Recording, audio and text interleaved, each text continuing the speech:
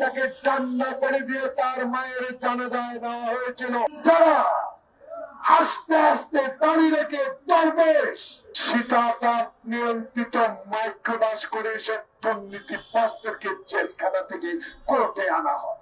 প্রিয় বন্ধুগণ, 16 বছরে আমার যুব দলের নেতা যখন কারাগারে অবৈধ মিথ্যা মামলায় তার মা ইন্তিকাল করলে তাকে কান্না করে দিয়ে তার মায়ের জানাজায় দেওয়া হয়েছিল।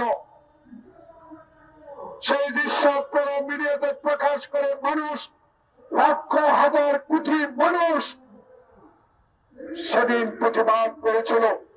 মায়ের জানাজাও ডান্ডা বেড়ি। লজ্জা লাগে?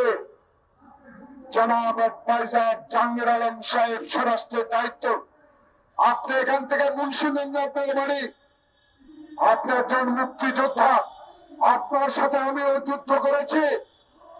আজকে এই দিনে আপনার কাছে মানুষ প্রশ্ন রাখতে চায়, যারা হাসতে হাসতে মানুষ খুন করেছে লাইক শাহজাহান খান, যারা হাসতে হাসতে খালেদা জিয়ার বাড়ির দিকে অস্ত্র উঁচিয়ে মিছিল করেছে শাহজাহান খান, যারা বেগম জিয়ার বাড়ির সামনে বালুর ট্রাক দিয়ে পানির লাইন কেটে, ইন্টারনেট কেটে টেলিফোন কেটে বেগম খালেদা জিয়াকে গুলশানে আটকে রেখেছেন, তারাও 2-4 জেলে। যারা আস্তে আস্তে দাঁড়িয়ে রেখে দরবেশ বাংলাদেশের অর্থ লুট করেছিল, তারাও জেলখানা। যারা আইনের নামে বাংলাদেশের বেআইনি সিস্টেম তৈরি করেছে, সে আইন মন্ত্রী এখন জেলে। দুঃখ লাগে, জাহাঙ্গীর সাহেব, কষ্ট লাগে। আমরা 16 বছরে 9 বছর জেলে ছিলাম। কোন একদিনও ওই জেলখানার বাসের মধ্যে 100 আসামির সাথে আমাদেরকে নিয়ে আসতো, আলাদা কোন মাইক্রোবাস গাড়ির ব্যবস্থা হতো না।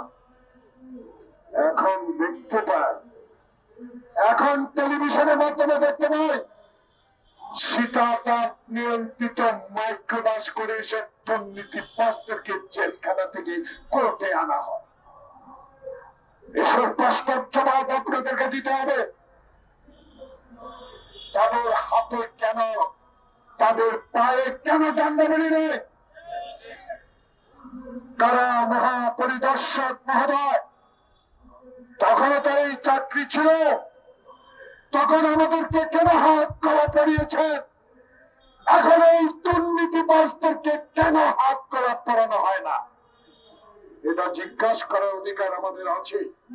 কারণ কখন মুখের রক্তের বিনিময়ে 16 বছর তারেক রহমানের নির্দেশে যে আন্দোলন, হাজার হাজার মানুষ সাথে সাথে মানুষকে পঙ্গু করে দিয়েছেন, মায়ের বউ খালি করেছেন, আয়না ঘর বানিয়েছেন, মাসকে মাস আয়না ঘরে রেখে একটা দিন আলোর চোখ দেখে নেয়। সেই সরকারের ইতিহাস আমাদের জানা আছে, আপনারাও জেনেছেন। মাননীয় প্রধান উপদেষ্টা আপনাকে 70 তলা পর্যন্ত পায়ে হেঁটে উঠতে হয়েছে। আপনাকে বিনা কারণে মামলা দেওয়া হয়েছিল। আজকে কেন এই দরবেশ, কেন আইনমন্ত্রী, কেন খাদ্যমন্ত্রী, কেন এখনো শীতাতাপ নিয়ন্ত্রিত কক্ষ, শীতাতাপ নিয়ন্ত্রিত গাড়িতে করে কোর্টে আসে?